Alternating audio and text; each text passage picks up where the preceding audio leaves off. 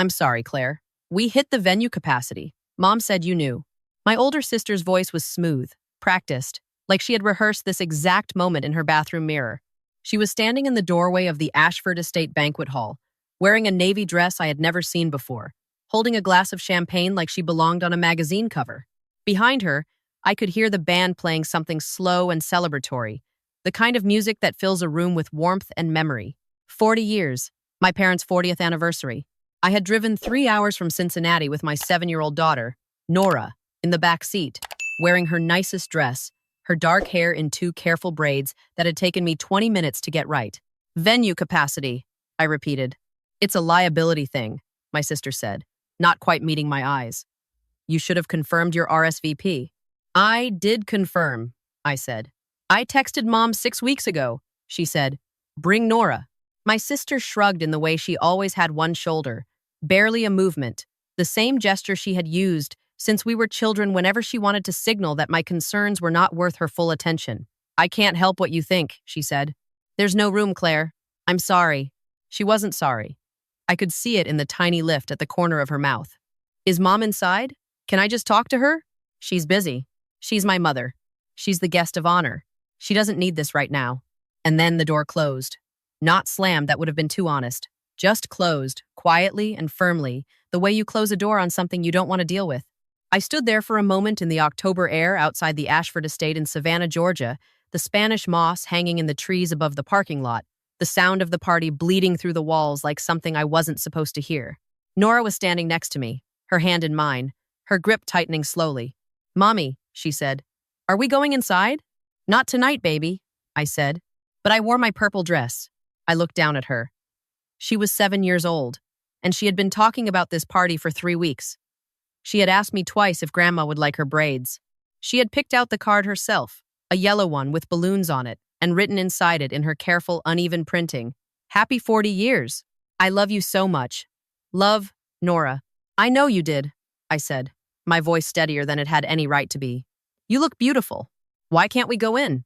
I had no answer that wouldn't involve explaining things a 7-year-old should never have to understand about the adults in her family. We walked back to the car. I buckled her into her seat, handed her my phone with her favorite show already queued up, and then I got in the driver's seat and sat there for a long moment with my hands in my lap, just breathing. Before I tell you what my aunt did when she found out what happened at that door, and I promise you, you are going to want to hear every single detail. Drop a comment and let me know where you're watching from tonight. I always love seeing how far this community reaches. I didn't cry in the parking lot. I had learned a long time ago not to cry in parking lots over my family. Instead, I sat there and let myself feel, for maybe the 1,000th time, the particular weight of being the daughter who didn't count. My name is Claire Mercer. I'm 31 years old. I'm a physical therapist. I own a small house. I raised Nora mostly alone, since her father and I parted ways 2 years ago. Amicably, honestly, which is more than I can say for most of the relationships in my life. I am not a dramatic person. I do not cause scenes. I have spent my entire life trying very hard not to cause scenes. My sister, Dana, is 4 years older than me and has always been the golden one. Not because she is kinder or more capable, but because she was born first, and in my family, that counted for everything. When Dana graduated college, my parents threw a party at the house with catered food and a banner. When I graduated, my mom took me to Olive Garden. When Dana got married, my parents paid for the venue, the flowers, the photographer, the rehearsal dinner. When I got pregnant with Nora and my relationship fell apart, my mother said, Claire, you've always had a talent for complicating things. I had paid my own way through school, through my certification program, through the down payment on my house. I had driven 3 hours to every holiday dinner for 6 years without being asked, because I believed that showing up consistently was how you proved your love. I had bought thoughtful gifts and written real cards and remembered every birthday without a reminder. And yet, standing on that porch being told there was no room for me was not the first time I had felt invisible in my own family. It was just the first time the door had been literally shut in my face. I started the car. The GPS was already set for home. Nora had fallen quiet behind me, absorbed in her show, the purple dress spread around her like a little pool of fabric. I pulled out of the Ashford parking lot onto the long, oak-lined drive and told myself this was the last time. The very last time I would show up somewhere hoping to finally belong. I was maybe 5 minutes down the road when my phone rang through the car speakers. Aunt Patricia, my father's older sister. The one who had taught me to drive, who had sent me $20 every birthday until I was in my 20s, who had called me the week after Nora's father left and talked to me for 2 hours without once telling me I had complicated things. I answered, "Claire." Her voice was sharp in a way I hadn't heard before. "Where are you right now?" "I'm driving home," I said. "You're what?" "No. Turn around." "Aunt Patricia, Dana told you there was a capacity issue, didn't she?" It wasn't quite a question. The silence I gave her was answer enough. "I knew it," she said, and the words came out low and tight, the kind of controlled anger that is far more serious than yelling. "Claire, I need you to listen to me. Turn that car around right now. I will be at the front door." "I don't want to make a scene," I said. "It's Mom and Dad's night. It will be a much bigger scene if you don't come back. Trust me." I looked in the rearview mirror at Nora, who had looked up from the phone at the sound of Aunt Patricia's voice, watching me with her big dark eyes. "Okay," I said. I turned around. The drive back felt longer than the drive away. Something about reversing a decision does that it stretches time, fills it with second guessing. My stomach was tight as I pulled back into the Ashford parking lot. Aunt Patricia was already outside, standing under the stone portico, her silver-streaked hair pulled back neatly, her arms crossed, her expression one I had only seen on her face a handful of times in my life. She looked like a woman who had made a decision. When I got out of the car, she walked straight to me. She didn't say anything. She just put both hands on my face for a second, looked at me, and then let go. "You're okay," she said. "Come on." She took Nora by the hand. "Look at your braids. Sweetheart, those are perfect," and walked us to the front door. Dana was still inside. I could see her through the glass panel, laughing at something near the bar, her champagne glass refilled, completely unbothered by what she had done 20 minutes ago. The door opened before we reached it. A venue staff member, not Dana, let us in. The room was beautiful. Round tables with ivory linens, centerpieces of white roses and eucalyptus, soft lighting, a 6-piece band playing near the dance floor. My parents were at the head table, my father in a dark suit, my mother in a burgundy dress she had been talking about buying for months. They looked happy. They looked like 40 years of something. My mother saw me first. Something flickered across her face, not joy, not relief. Something more like calculation.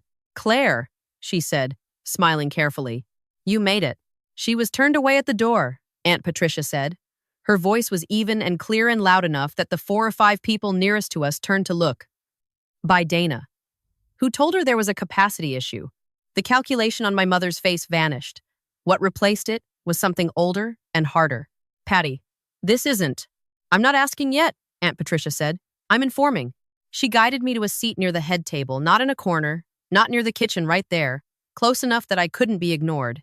She settled Nora in the chair beside me and signaled a server for 2 more place settings.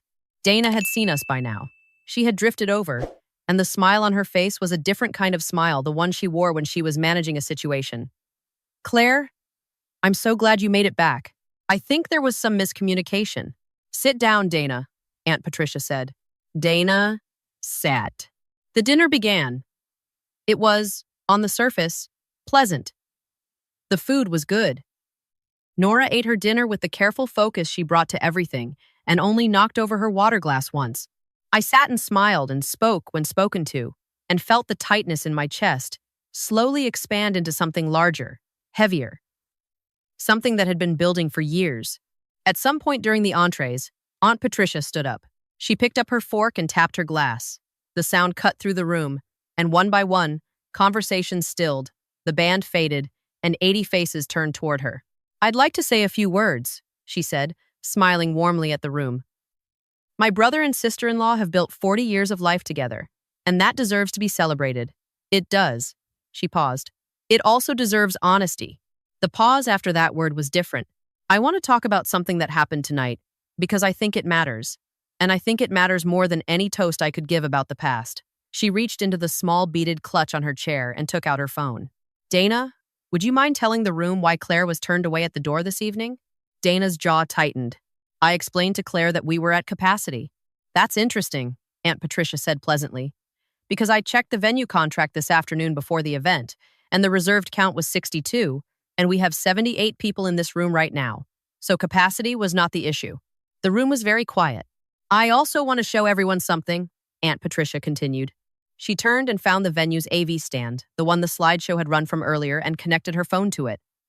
The Ashford estate has a camera system on all entry points. I asked the event coordinator to pull the footage from the front portico at 7:48 p.m.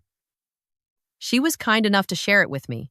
The projection screen behind the head table, which had been showing the anniversary slideshow, flickered, and then there was footage. Clear, time-stamped, from above. Dana in the doorway, champagne glass in hand. Me, with Nora beside me. The audio was thin but audible through the room's speakers. We hit the venue capacity. Mom said you knew. I'm sorry, Claire. There's no room. The door closing. The sound in the room after the footage ended was not exactly a gasp. It was more like the collective intake of breath that a room takes when it realizes what it's just witnessed. I saw my parents' friends exchange glances. I saw my father's face go carefully blank. I saw my mother reach for her wine glass and then stop. Dana's expression had gone very still. I have a question, Aunt Patricia said. And now her voice had dropped not quieter, but denser, the way a voice gets when someone is controlling something serious inside them. She turned to my mother. Diane, why did you want Claire kept out of this room tonight? Patty, you're embarrassing us in front of our guests. I'm asking you a question. My mother pressed her lips together.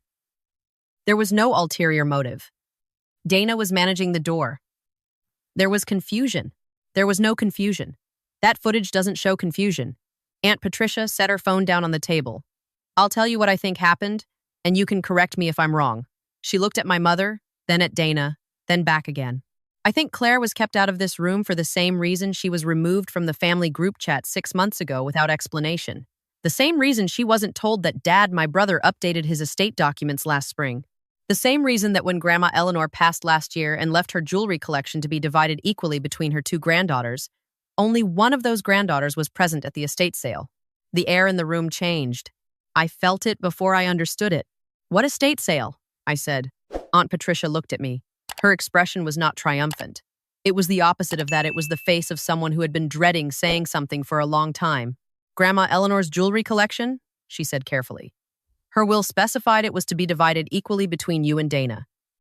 The estate attorney contacted the family last October. You should have been notified. I was never contacted, I said. No one told me anything about I stopped. Last October. Nora had just started first grade. I had been dealing with a difficult period at work, a lease renewal, the ordinary chaos of single parenthood. I remembered calling my mother sometime around then and her being distracted, busy, telling me she'd call me back. She hadn't called back for 2 weeks. The collection went to sale, Aunt Patricia continued, her voice steady now in the way that steamrollers are steady.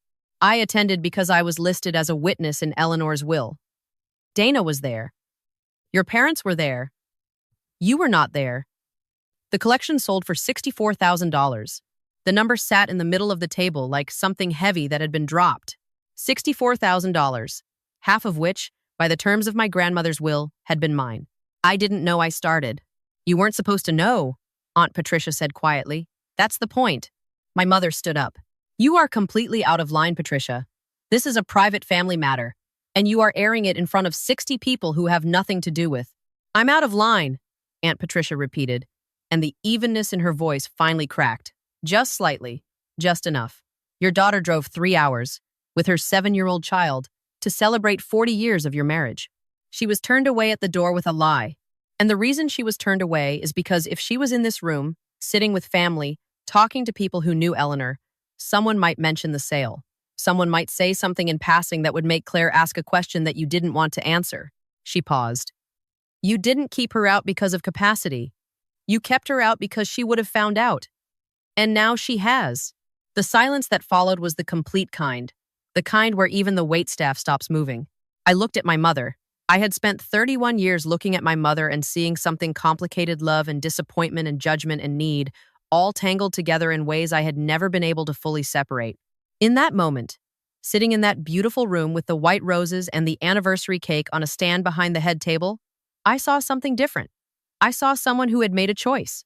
Not out of cruelty, I told myself, but the longer I sat with it, the less sure I was that the distinction mattered. My father had not said a word. He was looking at the tablecloth. Dad, I said. He looked up. Did you know? He didn't answer for long enough that the answer was its own answer. Dana set down her champagne glass. We were protecting you, she said. Her voice had the particular texture of someone who has rehearsed a justification and still isn't sure it will hold. You were having a hard year. You had just gone through the separation. We didn't want to add.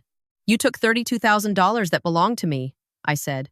And then you didn't invite me to my parents' anniversary. And you're calling that protection. The timing of the sale. Dana. Aunt Patricia's voice was very quiet. Stop. Dana stopped. I looked around the room. People who had known my family for decades. My parents' neighbors, their friends from church, my father's colleagues. They were all watching with the particular stillness of people who know they are witnessing something they will not be able to unknow. I looked at Nora. She was looking up at me, her yellow card in her lap. She had been holding it all evening, waiting for the right moment to give it to her grandparents. Her braids were slightly looser now than when we'd arrived, one ribbon coming undone at the end. She looked like someone very small trying to understand something very large. I reached over and tucked the loose ribbon back into place. Then I stood up. I drove here tonight because I love my parents, I said. I wasn't speaking to the room. Exactly. I was speaking to the people at the head table, but the room happened to be listening. I have driven to every holiday and every dinner and every event for 6 years because I believed that consistency was how you showed up for family. I believed that if I kept showing up, eventually I would stop being the afterthought. My mother opened her mouth. I kept going. I am not going to make a scene tonight. It's your 40th anniversary and you deserve to celebrate it. I looked at my father, who still hadn't spoken. But I am also not going to pretend that what happened tonight, or what happened with Grandma Eleanor's collection, is something we can call a misunderstanding. It isn't. I picked up my purse. I held my hand out to Nora, who slid off her chair and took it, still holding the yellow card. Nora, I said, do you want to give Grandma and Grandpa their card? She thought about it for a moment. Then she walked to my mother, set the card on the table in front of her, and walked back to me without saying anything. 7 years old. More dignity than most adults I know. Aunt Patricia followed us out. In the parking lot, under the October sky and the Spanish moss, she hugged me for a long time without saying anything. Then she held me by the shoulders and looked at me the way she always had, like I was worth looking at. I'm going to help you talk to an estate attorney, she said. What happened with Eleanor's collection was not legal. You have recourse. I know, I said. I should have said something sooner. I've been watching this for years, and I kept telling myself it was family. It was complicated. It wasn't my place. She shook her head. It was my place. It should have been my place a long time ago. I squeezed her hands. You said it tonight. She put Nora's face in her hands the way she had put mine. You are the most remarkable little girl, she told her. Do you know that? I know, Nora said, with the complete matter-of-fact confidence of a child who has been loved correctly. I drove home. The 3 hours back to Cincinnati were quiet. Nora fell asleep somewhere around Lexington, the purple dress bunched around her, her mouth slightly open, completely at peace in the way that children can be when they trust the person driving. I kept the radio off. I watched the highway and let everything settle. The following Monday, I sat down with the estate attorney Aunt Patricia recommended. It took about 15 minutes for him to confirm what I already suspected. My grandmother's will had been unambiguous, the notification process had been documented, and I had never received any of the communication that should have reached me. The estate attorney who had handled the sale had sent all correspondence to an email address that had one letter different from mine, a typo that was, in retrospect, not a typo at all. The process that followed was not fast. Legal things rarely are. But it moved, and it had weight, and the people involved understood that it had weight. My mother called me twice in the first 2 weeks. Both calls were variations of the same conversation. Something went wrong, things got mishandled, Dana was under a lot of pressure. I was always so sensitive. Why did it have to end up like this? I listened the first time. The second time, I said, gently and clearly, that I needed her to speak to the attorney, not to me, and I ended the call. My father sent me a text message that said, I should have spoken up. I'm sorry. I read it several times. I didn't respond right away. I still haven't decided what to do with it. What I have decided, slowly, over the months that followed, is what I always suspected, but could never quite let myself accept. That belonging is not something you earn through effort. That showing up consistently to people who do not see you does not eventually make them see you. That the door that gets shut in your face is not a miscommunication. It is information. 1 year later, my kitchen is the warmest room in my house. I put in new lighting last spring, soft overhead bulbs that make everything look like it's early evening, even at noon. Nora has a chalkboard wall in her bedroom that she fills and erases and fills again, And she started a chapter book last week that she reads to me in pieces before bed, stopping every few paragraphs to ask what I think is going to happen next. Aunt Patricia comes for dinner on the first Sunday of every month. She brings pie from the bakery on Elm Street, and she and Nora have an ongoing disagreement about which pie is superior, cherry or blueberry, that has been going on for 8 months and shows no signs of resolution. I have declared myself a neutral party. The legal matter concluded in April. I won't share the specific details, but I will say that $32,000 looks different than it did before. It looks like Nora's college fund, and a repair to the back porch I've been putting off for 2 years, and a small savings account that makes me feel, for the first time, like someone who has a cushion beneath her. My parents and I do not speak regularly. We exchange brief messages on major holidays, the kind of communication that is technically connection and practically distance. It is not the relationship I once wanted, but it is an honest one. And honest turns out to be worth more than warm. Dana and I have not spoken at all. I don't say this with bitterness. I've been surprised to find that I don't feel bitter. I feel lighter than I've felt in years. Like I set something down that I'd been carrying so long I forgot it wasn't mine to carry. I want to tell you something, because I think some of you watching right now know exactly what that weight feels like. If you are somewhere tonight with a door closed in your face, maybe literally, maybe just the kind of door that shuts every time you try to bring something real into a conversation, the kind that never quite opens all the way for you, no matter how many times you knock, I need you to hear this. The door is not a reflection of your worth. It never was. The family that turns you away is not turning you away because you are too much or not enough or difficult or complicated. They are turning you away because on some level they understand that you will notice things they need no one to notice. Your integrity is not the problem. It is precisely why they can't afford to let you in. You don't have to keep knocking. You don't have to keep driving 3 hours and showing up in your best outfit with your kid in braids, hoping this time will be different. You are allowed to turn around. You are allowed to go home. And if you're lucky, if you are really lucky, home turns out to be wherever you build it. A warm kitchen. A kid who reads to you at bedtime. A woman who brings blueberry pie on Sunday and argues about it with your daughter and makes the whole house louder and fuller for it. That's what I found when I stopped knocking on the door that was never going to open. I found my own door, and I left it wide open.